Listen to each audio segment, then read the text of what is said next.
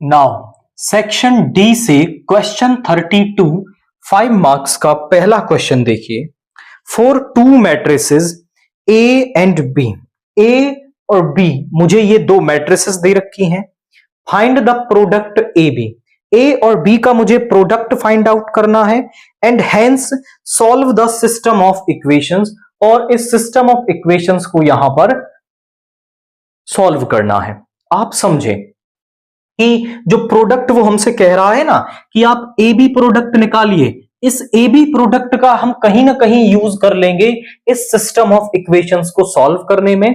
Otherwise उसने ये product यहां पर नहीं दिया होता, कहीं ना कहीं उसका यूज हो जाएगा। तो पहले हम प्रोडक्ट निकाल लेते हैं। तो हम मैट्रिसेस को लिखते हैं यहां पे, दैट आर 3 -6 -1 2 -5 -1 -2 4 1, एंड दूसरी मैट्रिक्स है हमारे पास दैट इज 1 -2 -1 0 -1 -1 2 0 3। करते हैं प्रोडक्ट दोनों मैट्रिसेस का। पहली रो का पहले कॉलम से प्रोडक्ट करेंगे तो जरा ध्यान से देखिए क्या आएगा। 3 into 1 is 3, -6 into 0 is 0, -1 into 2 is minus का 2।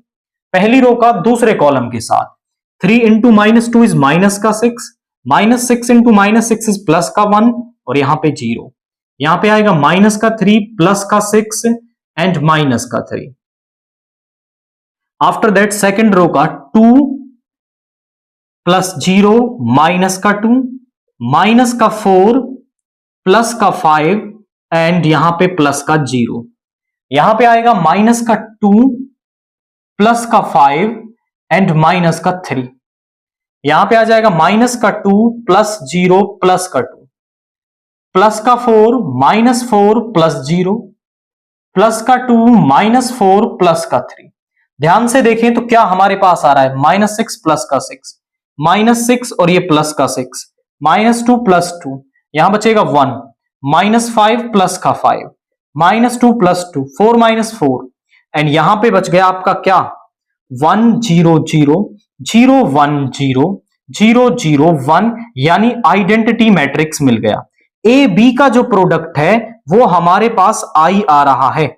जब भी दो मैट्रिसेस का प्रोडक्ट हमारे पास ए इंटू में ए इनवर्स या ए इनवर्स इंटू में ए जो है वो आई होता है, यानी दो मैट्रिसेस का प्रोडक्ट आइडेंटिटी मैट्रिक्स तब आता है जब वो एक दूसरे का इनवर्स होती हैं।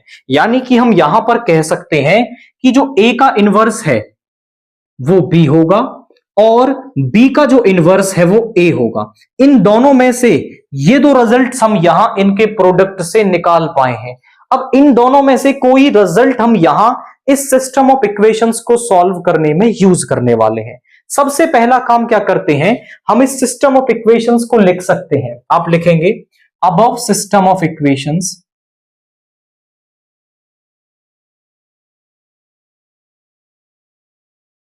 कैन बी रिप्रेजेंटेड एज,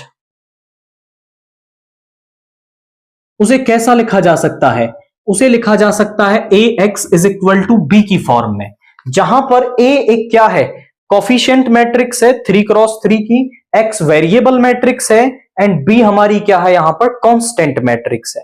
तो ए हमारे पास एक 3 क्रॉस 3 की मैट्रिक्स बनेगी इन सभी के कोफिशिएंट्स को लेकर, 3 -6 -1 2 -5 -1 -2 4 1, और वेरिएबल मैट्रिक्स क्या बन जाएगी एक्स वाई जेड।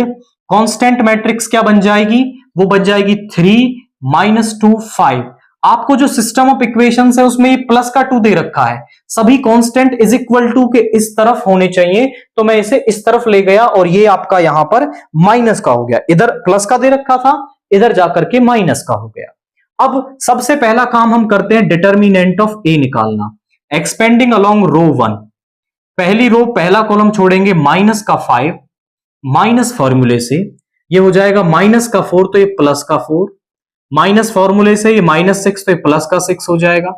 इस रो इस कॉलम को छोड़ेंगे 2 माइनस फॉर्मूले से, और ये माइनस ये प्लस का हो जाएगा, -1। इस रो इस कॉलम को छोड़ेंगे 4 2 8 माइनस ये हो जाएगा 10 आपका। तो यहां पे हो जाएगा -5 + 4 इज -1, ये हो जाएगा -3, ये +0, 8 - 10 इज -2, ये +2 हो जाएगा, which is -1, which is not equal to 0। जब हमारे पास determinant of A not equal to 0 आता है, that means solution of system of equations जो है वो कंसिस्टेंट है एंड यूनिक सॉल्यूशन होता है। हम कहेंगे since determinant of A is not equal to 0, so above system of equations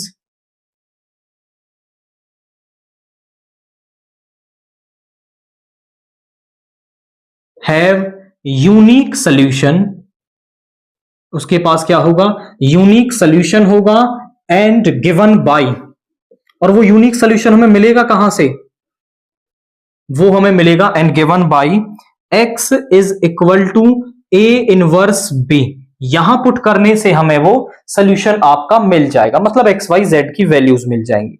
a inverse जो है वो किसके बराबर है? b के बराबर। आ गया ना रिजल्ट का यूज, तो इसीलिए उसने दिया था, अदरवाइज ऐसे बड़े क्वेश्चंस में अलग से वो क्वेश्चन नहीं बनाता है। इनफैक्ट आपके लिए तो ये सिंपल हो गया, वरना आपको a इनवर्स निकालना पड़ता।